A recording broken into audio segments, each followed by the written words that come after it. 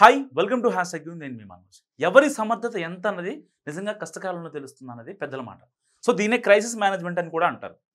5 ఏళ్ళు ప్రతిపక్షంలో కూర్చున్నప్పుడు జైల్లోకి తోసివేయబడ్డప్పుడు నారా చంద్రబాబు చూపించిన క్రైసిస్ మేనేజ్మెంట్ నిజంగా అద్భుతం చెప్పుకోవచ్చు. జగన్కి ఎవ్వరు కొట్టలేరు జగన్ అనుకుంటే ఒక 6 మంత్స్లో పరిస్థితి అటు నుంచి ఇటు మార్చి చూపించారు టీడీపీ అధినేత చంద్రబాబు.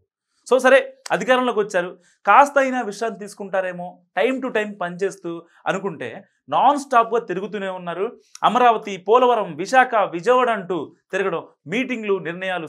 సరే ఇవన్నీ చంద్రబాబుకు అలవాటే అనుకుంటే ఇప్పుడు అనుకోని విపత్తు వచ్చి పడింది. సదా ఎండలు చెమటలతో మండిపోయే విజయవాడ మొత్తం కూడా నగరం వరదల్లో చిక్కుంది. లక్షల మంది నీట చిక్కారు, తిండి తిప్పలేవు. ఇలాంటి టైంలో చంద్రబాబు లాంటి 75 ఏళ్ల వృద్ధుడు తిరిగిన తీరు చూస్తే ఎవరైనా నిజంగా ముక్కును వేలేసుకోవాల్సిందే.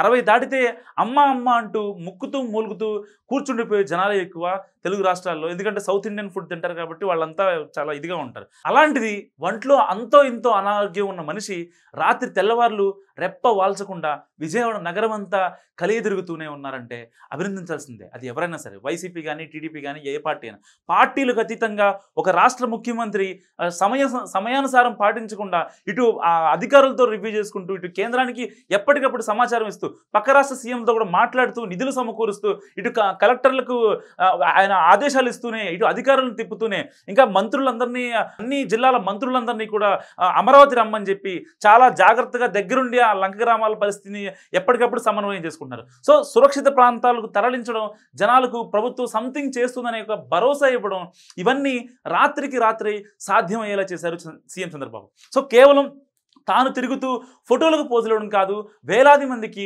అప్పటికప్పుడు ఫుడ్ ఏర్పాటు చేయడం, అందించడం, పరిస్థితిని ఎప్పటికప్పుడు సమీక్షించడం. ఇలా ఒకటి కాదు.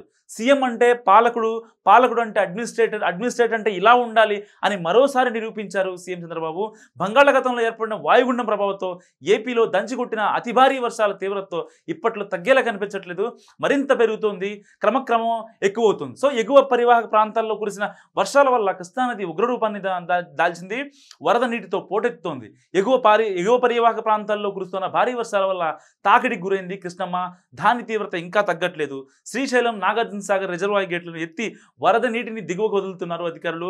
వరద తీవ్రతను దృష్టిలో పెట్టుకుని ముఖ్యమంత్రి చంద్రబాబు నాయుడు ఎప్పటికప్పుడు సమీక్ష నిర్వహిస్తూనే ఉన్నారు.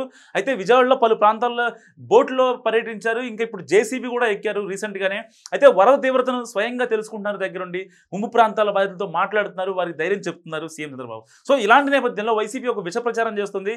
అసలు బాబు కరకట్ట ప్రాంతం, ఆయన ఉండే నివాసం కూడా ఒక కబ్జా జరిగింది అని చెప్పి కూడా చాలా అంటే ఎవరైతే వైసీపీకి సపోర్ట్ చేసే ఛానల్స్ ఉన్నాయో వాటిలో చాలా దుష్ప్రచారం చేస్తున్నారు.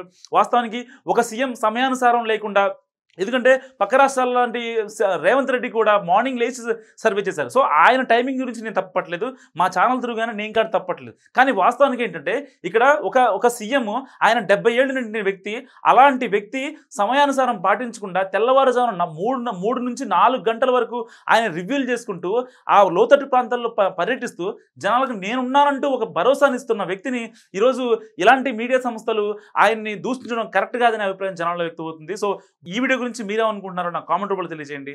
చూస్తూనే ఉండండి హ్యాష్ ట్యాగ్.